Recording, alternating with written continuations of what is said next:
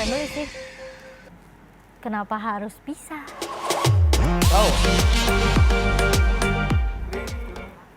Hello Insectizen, how are you and welcome back on iTalk When Someone's Story History.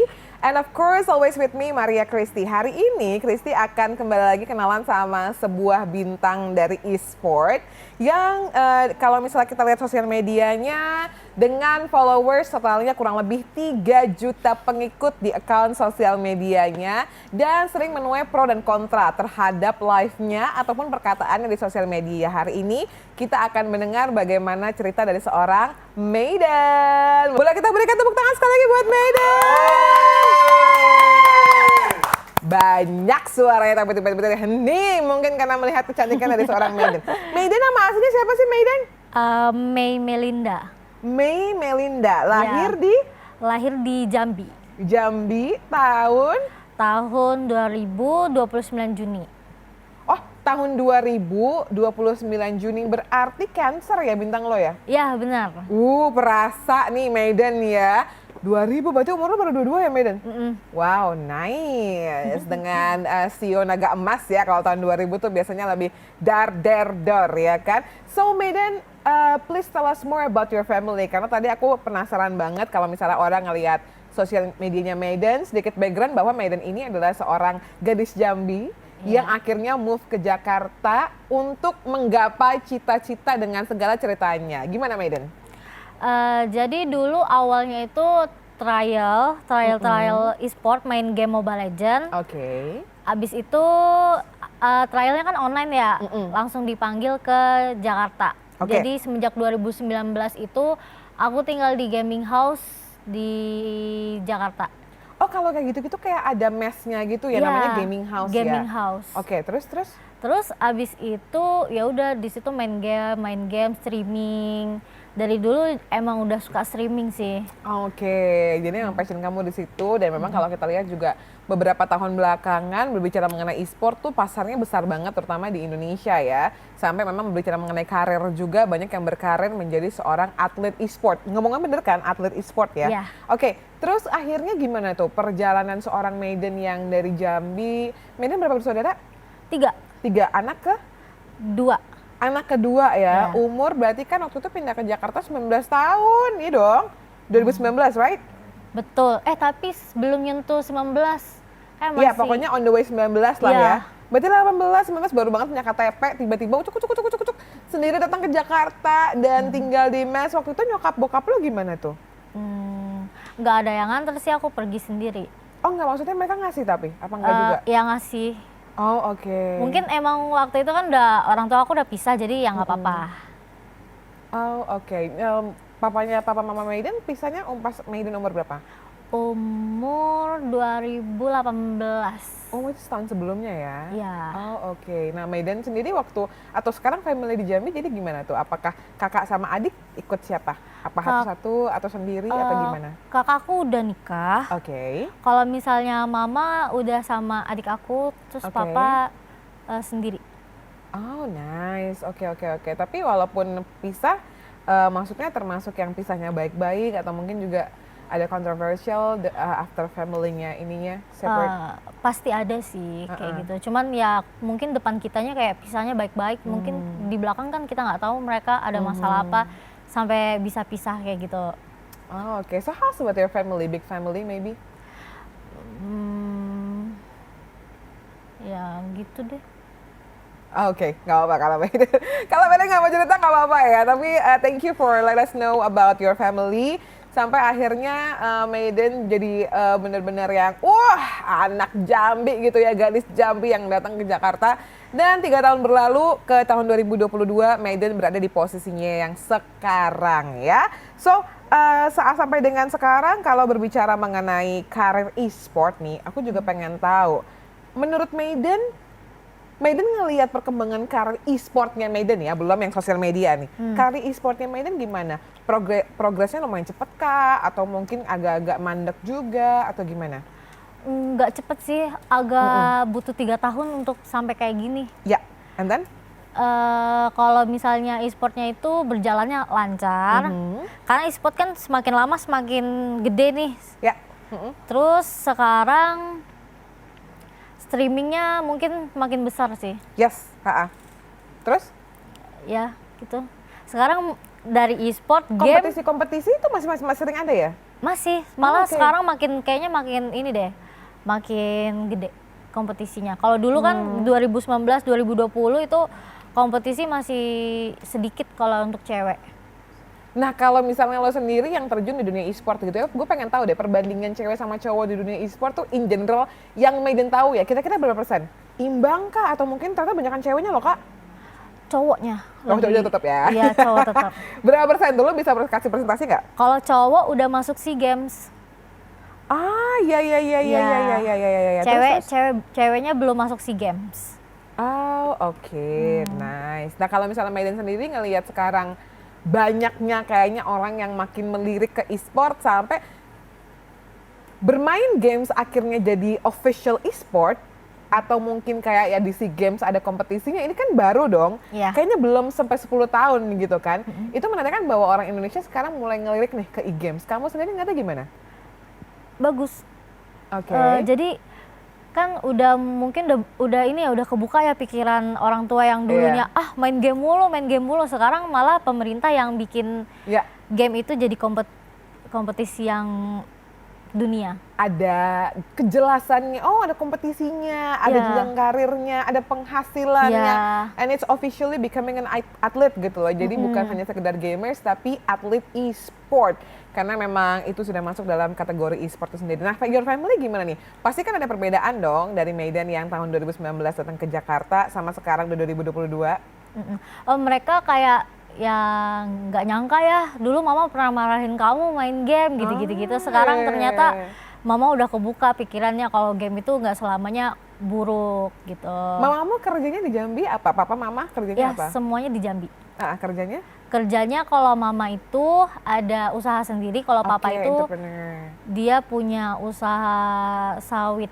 Dua-duanya usaha ya. Jadi pastinya kenapa aku tanya itu karena biar ngejelasin juga bahwa backgroundnya mereka kayak agak jauh nih pasti dari e-sport dan lain-lain kan. Makanya Maiden sempat diomelin. Terus akhirnya lo gimana tuh setelah ya walaupun baru 3 tahun ya Maiden ya, lo bener-bener serius ya. Ngeliatnya ke buktinya ke family itu gimana?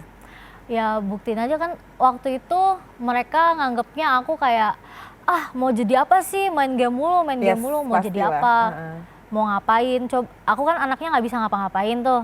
Oh enggak lah. Enggak, maksudnya di rumah tuh yang nggak ngerti masak, nggak ngerti bersih-bersih, nggak ngerti ngapa-ngapain, cuman tahu main game doang. Jadi aku selalu dimarahin, kamu tuh mau jadi apa gitu. Sekarang ya udah bisa buktiin kalau game itu nggak jelek, nggak buruk. Game itu bisa ngasilin uang yang lumayan. Oke, berbicara mengenai penghasilan, kamu mungkin kalau misalnya nggak enak sebutin exactnya nggak masalah. Tapi sampai dengan saat ini di titiknya Maiden dengan karir e-sportnya dulu ya, ini kita belum ngomongin sosmed ya. Apakah mungkin sebulannya sempat ada penghasilan sampai di 2 digit atau 3 digit? 2 digit. 2 digit ya? Iya. Tapi kalau sosmed?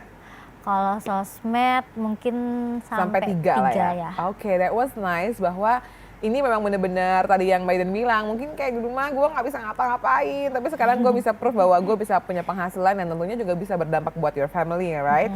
Jadi sekarang Maiden pasti sering kirim-kirim uang dong buat your family. Sebenarnya mereka nggak begitu butuh uangku sih, cuman kadang-kadang ya nggak masalah, buat keluarga beda-beda ya kan? Jadi kadang-kadang ya aku beliin kayak barang-barang yang ini loh, aku bisa beliin mama barang yang mahal kayak gitu. Apa sih yang pertama kali Maiden beliin buat mama? Barang brandednya, karena tadi udah nenteng-nenteng nih, ayo nih gue penasaran nih, udah nenteng-nenteng loh. Aku ini paling kayak kalung emas gitu. Iya. Emang lo tahu ya, emak-emak tuh makanya sedemannya emas forever gitu ya? Iya, katanya kalau mau nabung harus di emas, katanya kayak gitu. Iya. Jadi ya udah, mama mungkin sukanya emas, ya udah aku beliin emas. Oke, terus buat papa? Papa kayaknya nggak butuh deh. Gak masalah gitu kan. Tapi mungkin lo suka kasih apa gitu, kayak Pak lagi liat baju bagus nih ngasih gitu. Oh iya, baju. Iya lah pasti Papa kan. suka baju. Oh, papa lo suka baju ya, jadi mungkin kayak love language-nya bisa kayak gitu lah. Nah walaupun your parents udah maksudnya tidak bersama lagi gitu. Nah Maiden sendiri tuh lebih deket sama papa atau mama sih? Kalau buat sekarang nggak deket sama siapa-siapa sih. Oke. Soalnya aku kan anak tengah, jadi yang mama ini paling deket sama kakak. Yang mama ini, yang papa ini lebih sayang ke adik. Jadi aku di tengah-tengah tuh kayak, oh ya udah terserah deh.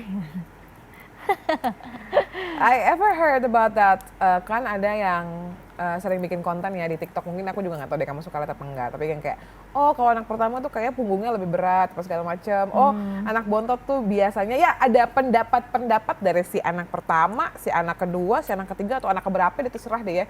Tapi setiap orang kan punya pandangannya masing-masing. Tapi aku tertarik nih ngedenger bahwa kayak ya ini berarti, karena gini, jarang anak kedua atau anak tengah yang suka menyuarakan point of view-nya. Kalau kamu sendiri, Maiden, sebagai anak tengah gitu ya, perempuan, anak tengah yang bisa dibilang satu-satunya yang paling berani, karena dua-duanya itu masih di Jambi, right? Kakak sama adik masih di Jambi. Iya. Nih anak nih dari Jambi ke Jakarta gitu. Kalau menurut kamu, point of view sebagai anak tengah itu biasanya dalam keluarga ya, itu gimana sih?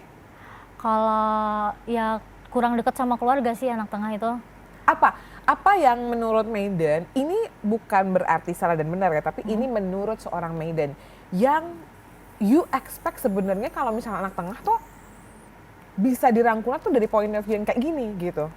Karena kalau dulu tuh misalnya kalau berantem ini, misalnya aku berantem sama adik aku, pasti aku yang kalau jadi kakak tuh ngalah dong kayak gitu. Kalau misalnya aku berantem sama kakak aku dibilang kalau jadi adik itu nggak boleh ngelawan. Jadi ya udah anak tengah ini nggak ada backupan gitu loh. Jadi selalu disalah-salahin gitu. Jadi aku yang nggak terlalu deket sama keluarga, lebih deket ke dunia luar. Sedangkan kalau adik sama kakak aku lebih deket ke keluarga gitu. Kalau Maiden sendiri kayak if you can have a turn back the moment gitu ya. Lu kalau misalnya, ini juga pasti gue yakin kan yang nonton kita banyak kan. Siapa tahu ini juga ada keluarga muda, atau mungkin orang tua yang menonton, atau mungkin anak kedua juga nih yang mungkin satu rasa gitu sama Maiden ya. Lu tuh ngarepinnya gimana sih? Jangan cuman ini dong kakak sama ada yang dapat, tapi gue juga sebenarnya di posisi anak tengah tuh apa yang mereka butuhkan sebenarnya dari point of view Maiden? Kalau menurut aku dari anak tengah tuh coba lebih diperhatikan aja sih. Mungkin kalau anak kecil kan, kalau adik itu lebih orang tua yang cowok yang benar-benar kayak manja-manjain gitu. Kalau kakak itu kan lebih ke ibu karena mereka bisa saling sharing cerita gitu. Jadi anak tengah ini kalau bisa diajak kayak entah dari papahnya apa dari mamanya gitu supaya adil. Supaya adil ya. Karena kadang-kadang mungkin juga ya namanya juga kehidupan ya, berbicara mengenai keadilan gitu memang bukan hanya di keluarga aja, dimanapun deh. Keadilan tuh memang salah satu yang diperjuangkan, sama seperti keikhlasan. Kamu pernah nonton ini nggak sih filmnya NKCTI? Nanti kita cerita hari ini kan juga sama kan, itu juga ada point of view. Waktu itu Sheila Dara ya yang jadi posisi anak keduanya yang akhirnya kayak wah gitu bikin gebrakan kayak gue juga anak lo nih gitu. Jadi mungkin ini juga bisa menjadi suara anak-anak tengah ya. So berbicara mengenai keluarga juga, no wonder ketika aku ngelihat kontennya Maiden sebelum ketemu sama Maiden aslinya, jomplang banget saya, serius. Jomplang banget, karena gini, I can feel your kindness, I can feel your disappointed. Makanya aku tertarik gitu untuk melihat point of view dari dalamnya, karena kan Maiden yang di sosmed itu marah-marah dengan segala ininya dan lain-lain. Bahkan aku juga tadi sempat discuss sama tim kreatif kita gitu, sebenarnya kenapa anak ini tuh, apakah itu tagline-nya dia, apakah itu cara memarketingkan dirinya dia, and which is yang tahu benar dan salah itu hanya Tuhan. Kita cuma bisa melihat point of view-nya dari sisi viewers, dari sisi pengamat media sosial dengan segala strategi marketingnya, tapi juga kita juga bisa melihat seorang konten kreator ataupun bintang dari sisi sesama manusia. Iya dong, benar nggak sih? So awalnya Maiden terjun ke sosmed, masih ingat nggak tuh momentumnya apa? Karena aku yakin dari e-sport sendiri kan fansnya juga banyak dan cukup militan ya, kayak bener-bener pengen tahu dan lain-lain. Sosmed yang gimana nih? Boleh, kamu mau cerita yang, aku mau ceritain TikTok deh. Oh, kalau TikTok jualan ini? Awal masuk konten TikToknya, bikin TikTok account deh. Oh, bikin TikTok account itu karena dulu tuh suka ada orang bikin TikTok montek-montek. game, gameplay gitu yang keren-keren gitu kan dimasukin ke TikTok. Jadi aku mau liatin juga nih kalau aku nih jago gitu loh. Jadi waduh, TBL takut banget loh. Itu ingat nggak tahun berapa? Itu tahun 2018. Oh bahkan sebelum ke Jakarta ya berarti ya? Iya, cuman nggak aktif kayak iseng upload aja gitu. Oke. Tuh dengan konten yang mulai konsisten uploadnya gitu, konsisten uploadnya itu tahun berapa? Ingat nggak? 2020 kah? 2021? Kalau yang itunya banget 2021. Yang intens banget ya? Yeah. Berarti cepet banget loh ya, dengannya kurang lebih setahunan gitu lo udah dapat 3 juta followers loh? Enggak, 3 juta itu baru-baru pas live jualan. Oh, berarti baru banget ya? Iya. So, tell us more about the story. Sebelumnya tuh followernya cuma 200, cuma 100, 200 karena aku cuma ngeliatin muka doang gitu kan. Terus abis itu CEO aku, aku sebelumnya live di streaming game, cuman udah berhenti kan karena live-nya itu live main game atau live jualan? Main game. Main game ya? Iya, tutup tuh aplikasinya. Jadi aku tanya sama CEO aku ngapain nih? Udah kamu jualan aja di TikTok kata CEO-ku. Emang ada uangnya? Ada, kalau ada yang beli sih kata dia. Terus aku mikirnya, ya udah deh daripada gabut kan, aku coba live di situ. Ternyata manjur juga nih kata CEO aku. Aku live-nya itu ya dengan cara aku kayak gimana aku sehari-hari. Biasanya gimana tuh? Ya biasanya anak game tuh emang mulutnya rada-rada nggak sopan nih. Iya, udah kayak comfort zone banget ya. Kayak lu streaming sambil dibawa ke Taman Safari gitu loh. Iya, tahu. Ada aku main e-games juga soalnya, dan itu menjadi perdebatan di keluarga penting. Oke. Nah, jadi aku nganggep viewer aku di TikTok itu ya kayak viewer aku waktu streaming game kan, mereka udah ngerti tuh kalau di streaming game kalau kita tuh kayak gini nggak bakal ada yang sakit hati kan, soalnya ibu-ibu nggak bakal nonton tuh di situ. Jadi aku live dengan diri aku biasa kayak gitu, nggak nyangka kalau di klip-klip bakal serame itu. Iya, potongan-potongannya. Iya, potongan-potongan itu. Terus akhirnya meledak tuh, banyak yang penasaran, banyak yang follow. Yes. Aku live TikTok sampai sekarang baru 8 kali. Hah? Iya. Baru 8 kali? Iya. 8 kali udah 3 juta? Iya. Lo inget gak yang paling konstan, yang kayak paling grafiknya naik banget tuh dari 200 kemana kan? Pasti kan naiknya tuh sebenarnya kayak kalau normalnya kan dikit-dikit ya. Naik 10k, 20k pas gramnya. Tapi that moment yang kayak buset, paling jomplang banget naiknya berapa, lo inget gak? Followers lo? Kalau di live streaming sih ingetnya tuh, aku awalnya nge-live itu kan 3K. Awal banget hari pertama nge-live 3K, pas hari ke-3 itu bisa 150 orang yang nonton. Buset. Abis itu hari keempat langsung 232 sampai sekarang 200 terus. Konstan banget ya? Iya. Lu sehari berapa kali live? Nggak tentu, sehari cuman mungkin seminggu tuh paling 2 kali, sejam doang. Wow, Evan Sanders nonton nih, enaknya nih. Kita juga punya teman namanya Evan Sanders. Saya suka banget tuh live TikTok ya. Ampe gue kayak celong tuh matanya ya. Gue bilang kayak, weh tidur weh. Tapi kamu live-nya di jam-jam normal apa jam-jam abnormal? Jam yang anak kecil udah tidur lah pokoknya. Oh, agak-agak spesifik ya. Jam berapa tuh? 9 ke atas, 10 ke atas, apa 12 ke atas? Biasanya jam 8 ke atas. Oh, jam 8 ke atas ya. Sejam doang tapi lu live kan? Sejam doang. Itu penghasilan lo selama 8 kali so far ini yang paling tembus hits banget tuh menurut lo berapa? 1M pernah? 1M apanya nih? Penjualannya? Penjualannya. Apa masih ratusan juta? Aku nggak tahu sih kalau itu yang urus dari kantornya. Oh, nggak kan kadang-kadang kan misalnya gini, kayak Mama Gigi gitu ya, tokonya Mama Gigi kan pernah tuh kayak, akhirnya we reach 1M gitu, 1.5 and everything, siapa tau lo tahu gitu, nggak dikasih tau ya? Enggak, aku soalnya cuman jualanin aja. Masalah komisi itu yang ngurus dari manajemen dari ya? kantorku ya. Oh, oke. Are you happy akhirnya jadi melakukan jualan itu di TikTok gitu? Happy nggak happy sih, happynya karena banyak yang beli, banyak yang nonton. Nggak happynya banyak yang ibu-ibu yang hujat gitu. Oh. Kan mereka mungkin belum terbiasa lihat ya gamers. Dong, pasti. Ya. Itu kan dunia yang bukan dunia lain ya, dunia yang spesial. Jadi memang butuh kedewasaan gitu ya. Karena kan gue tuh juga waktu kamar gue kan sebelah sama adik gue ya. itu jam-jamnya nggak normal saya. Gue tuh perlu kayak teriak kayak, woi besok gue syuting pagi, jadi jangan berisik gitu, kayak perlu kayak gitu. Jadi ya gue cukup memaklumi mama-mama yang suka marah-marah dan lain-lain. So pertanyaan gue adalah, are you comfortable gitu untuk akhirnya citranya si Mayden kebentuknya kayak gini nih? Padahal kalau lo ketemu aslinya ya, trust me, lo nggak akan feel ini. Mayden suruh menghadap sini sama itunya, floor directornya no. Gini? Oh oke.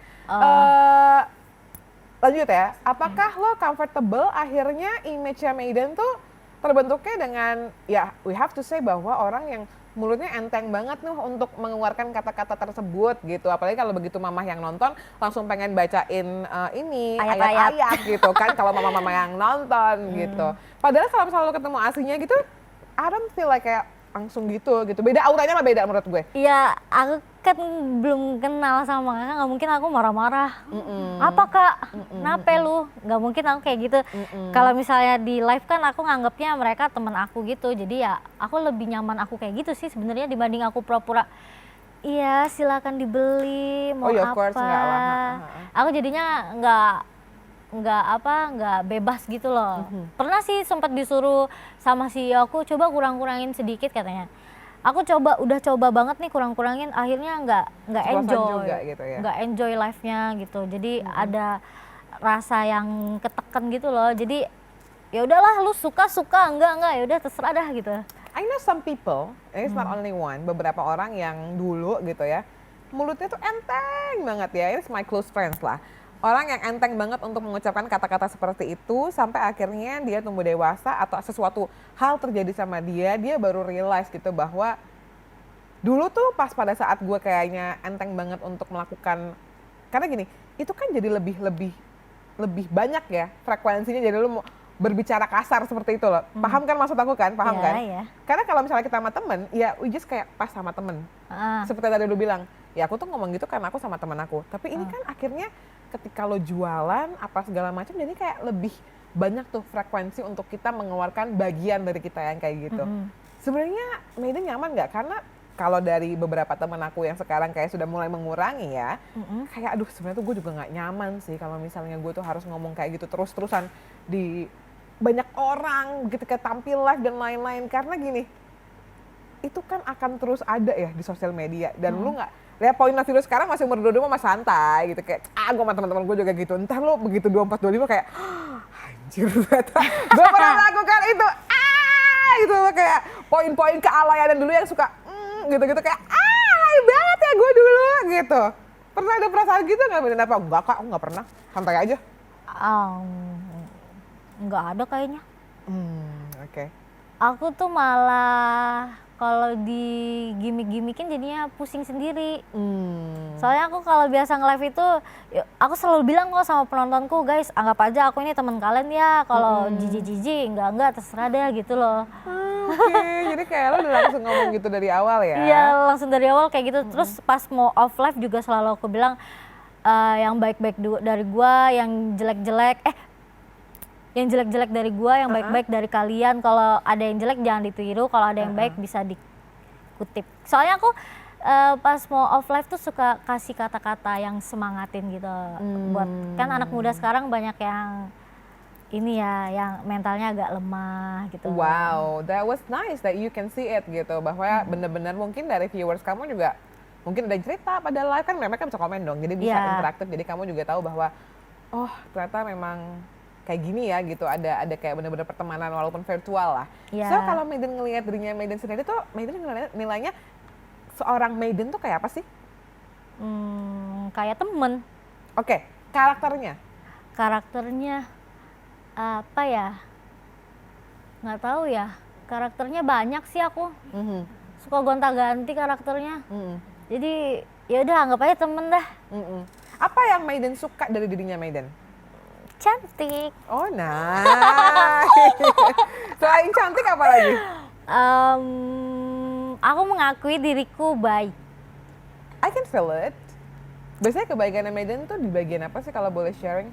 Nggak pernah ngianatin temen dari belakang.